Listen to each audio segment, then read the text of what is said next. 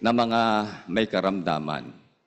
Mga kapatid, dito lang po natin makikita ang mga taong may sakit na nagpapasalamat pa sa Diyos. Kaya po talagang napakasaya sa MCGI. Makakaramdam ka ng kapanatagan, ng kapayapaan ng kalooban, anuman ang dumating at sumapit sa ating mga buhay. Mga kapatid, ako po, hindi ko po sinasabi na magaling na po ako. Wala po kayong nadinig sa akin na ganon. Ang lagi ko po sinasabi, salamat po sa Diyos. At buhay pa po ako sa araw na ito. Dahil alam niyo naman po, para sa mga bago nating kapatid, 3 po ang cancer ko. At next month po ang aking schedule ng PET scan. Hindi ko po alam kung ano po ang magiging resulta. Dahil sabi nila, titignan po nila kung may kumalat ba sa baga, kung ano na ang magiging status. Pero ang tiwala ko po lagi, kay gumaling, kay magpahinga, ang Diyos ang nakakaalam ng pinakamabuti sa ating pong lahat. Kapiling po natin ngayon, mga kapatid natin na mga nagpapasalamat. Nandiyan po yung mga may sakit po sa puso, mga naoperahan sa puso, merong mga transplant sa kanilang kidney, kagaya ni Sis Baby. Sis Luz, may sakit sa puso na rin po yan. Mga kapatid din natin may mga stage 4 cancer, kasama din po natin nagpapasalamat sa araw na ito. Si Brad Mil po, naputol na po ng bituka yan, 18 inches, cancer din. Marami po mga kapatid na kapiling natin sa araw na ito na naghahandog din po ng pagpapasalamat sa Diyos na mga may karamdaman at yung iba talaga pong malapit sa kamatayan. Kagaya ko po, ako po talagang, ang dama ko talagang malapit na, pero Diyos pa rin ang bahala, mga kapatid. At nagtitiwala naman tayo lagi sa Panginoong Diyos at sa itinuturo sa atin kung paanong nakakaramdam tayo ng kaginhawahan ng ating mga kaluluwa. Naituro na po sa atin na hindi tayo dapat matakot sa pumapatay ng katawan. Hindi naman nakakapatay o nakakapuksa ng katawan at kaluluwa sa impyerno. Kaya napakasarap po na maintindihan na dapat tayong ang banal ay magpakabanal pa, ang matuwid magpakatuwid pa. At yung mga liko, bayaang magpakaliko pa. Hayaan natin sila, huwag tayong mabader sa kanilang mga kasamaan, huwag tayong managhili sa mga masasama, humaba man ang buhay nila. Kung maiimpyerno naman at maginhawa ang kanilang pakiramdam sa ngayon, hindi na po bali na umigli ang buhay ko, huwag lang ako maimpyerno. Mapunta lang po ako sa kaharian ng Diyos. Okay na po sa akin kahit po maikli lang. Sana ganun po tayo mga magkakapatid, kahit po tayo ay mayroong mga dinaramdam, hindi tayo madaig ng anumang balisa ng anxiety or depression or stress. Lalo na po yung mga may cancer, sabi po ng doktor sa akin, yan pong stress hormone, sabi ng doktor, pagkain po ng cancer yan. Kaya huwag po kayong ma-stress. Kaya tama-tama yung sinabi ng ating Panginoon Kristo na huwag kayong mabalisa. Ayanin niyo mabalisa ang araw ng bukas sa kanyang sarili. At yun din pong sinabi ni Pablo, na huwag kayong mabalisa. Diba, no? At ginawa na nga po ng awit yan ng Kuya Daniel na huwag kayong mga balisa.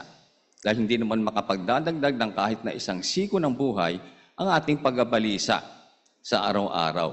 Magdadagdag lang po yun ng problema, mga kapatid. Ba't mababalisa ka pa?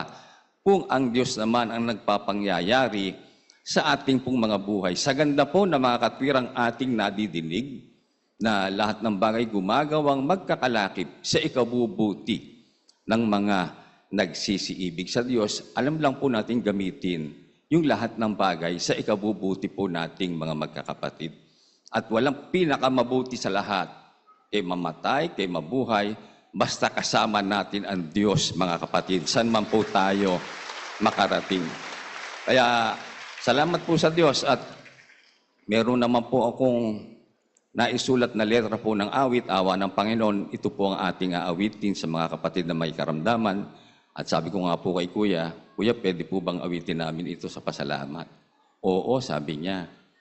pumayag po siya dahil, ayun na nga, yung mga nadinig na natin mga turo, kakaiba talagang maligaya po ako pag nadidinig ko yung mga katwirang itinuturo sa atin na galing sa Diyos na na ini-enjoy nating mga magkakapatid.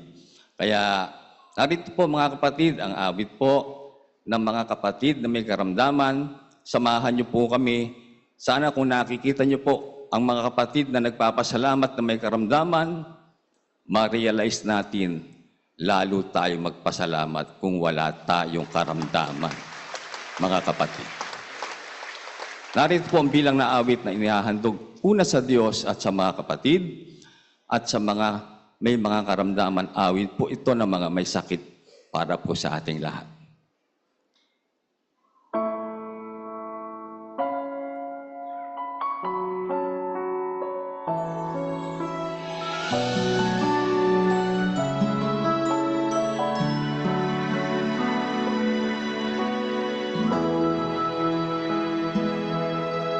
Ako'y mayroong karamdaman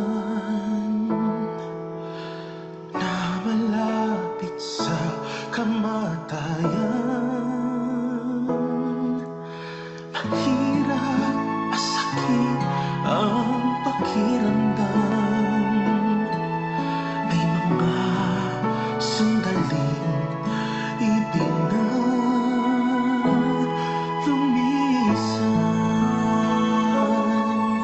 ngunit palaging nasa isip pag-ibig ng Ama sa langit. Alam niya mabuti para sa akin, mamatay o gumaling, ngalan niya'y sasambahin. Ito man ay pagsubok o parusa, ang sinabi, magpapatuloy ako at laging magpipilit. Matapos ko aking takbo sa dulo ay makamit ang paraiso na walang dusat sakit. Salamat sa iyo, Ama, sa bigay mong unawa. Panatag ang aking puso, isip ay payapa. Turong nagbibigay lakas kahit pa magpahinga.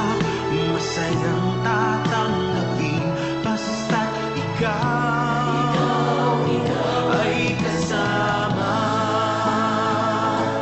Ang kawawa yaong walang karamdaman, ngunit di naunawa ang iyong kabutihan. Nabubuhay sa masama at puno ng kapaitan. Ang hahantungan ay pangalawang kamatayan.